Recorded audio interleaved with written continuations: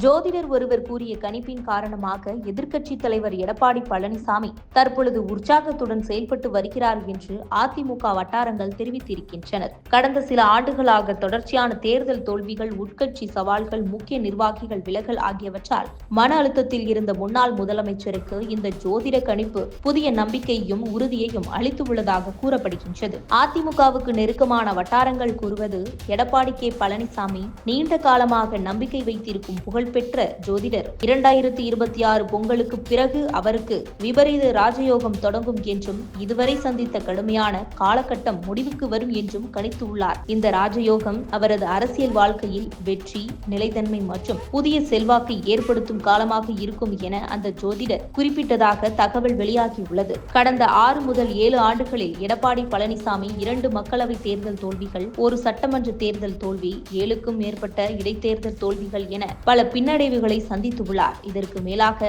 செங்கோட்டையன் உள்ளிட்ட முக்கிய நிர்வாகிகள் கட்சியை விட்டு விலகுவதால் உட்கட்சி ரீதியாகவும் அவர் கடும் சவால்களை எதிர்கொண்டார். இப்படிப்பட்ட சூழ்நிலையில்தான் இந்த ஜோதிட கணிப்பு அவரது அரசியல் பயணத்தில் ஒரு திருப்பு முனையாக அமையும் என்ற நம்பிக்கை உருவாகியுள்ளது. இந்த கணிப்புக்கு பிறகு 2026 தமிழ்நாடு சட்டமன்ற தேர்தலில் அதிமுக மீண்டும் வலுவான வெற்றியை பெறும் என்ற உறுதியான நம்பிக்கையில் எடப்பாடி கே பழனிசாமி இருப்பதாக கட்சியினர் கூறப்படுகின்றனர். இது அவரது தனிப்பட்ட அரசியல் முன்னேற்றத்தை மட்டுமல்லாமல் அதிமுகவின் பரந்த அரசியல் மீளெழுச்சியையும் குறிக்கிறது என அவர் கருதுவதாகவும் தகவல் வெளியாகியுள்ளது. இதனால் கட்சி தொண்டர்களிடையே கூடுதல் உற்சாகமும் நம்பிக்கையும் ஏற்பட்டு உள்ளதாக ஆதரவாளர்கள் வலியுறுத்தி வருகின்றனர். 2017 முதல் 2021 வரைக்கும் தமிழ்நாட்டின் முதலமைச்சராக பணியாற்றிய எடப்பாடி கே பழனிசாமி 2021 தேர்தல் தோல்விக்கு பிறகு கட்சிக்குள் தலைமை குறித்த கேள்விகள் மற்றும் அரசியல் நிச்சயமற்ற நிலைமையை எதிர்கொண்டார்.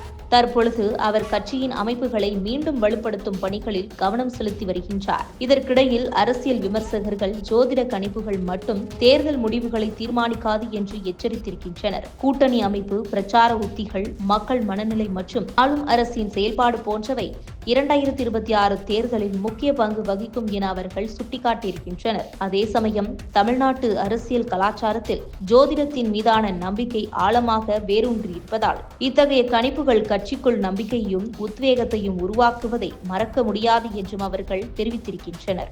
எம்ஜிஆர் முதல் தற்போதைய அரசியல் தலைவர்கள் வரை பலரும் ஜோதிடத்தை நம்பி வருகின்றனர். ஆனால் எடப்பாடி கே பழனிசாமி அதில் நம்பிக்கை வைப்பதில் தவறே இல்லை என ஆதரவாளர்களும் வாதமிடுகின்றனர். 2026க்கு பிறகு அரசியல் களம் உண்மையில் எந்த திசையில் நகரும் என்பதை காலமே தீர்மானிக்கும் என்பதே அரசியல் வட்டாரங்களின் பொது கருத்தாக உள்ளது. மேலும் இதுபோன்ற உங்கள் கருத்துக்களை கமெண்ட் பாக்ஸில் கமெண்ட் பண்ணுங்க.